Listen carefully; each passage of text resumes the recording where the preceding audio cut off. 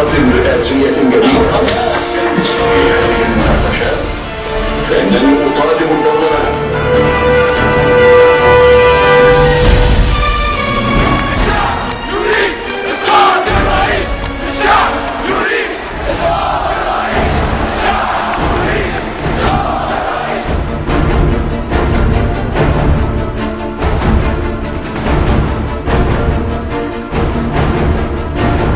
الراجل المحترم لما قال امبارح بكبرياء، شفت وقفته كان كلها كبرياء كبرياء.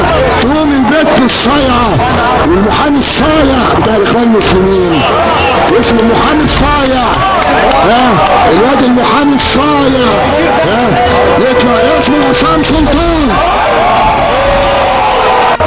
انا ما بخافش. انا امبارح قلت في التلفزيون لغايه يوم الخميس الساعه 12 الظهر الآن الصيع اللي هناك دول لو ما مشيوش هروح اللي يطلعهم بالجبل. احنا قاعدين هنا في مصطفى محمود.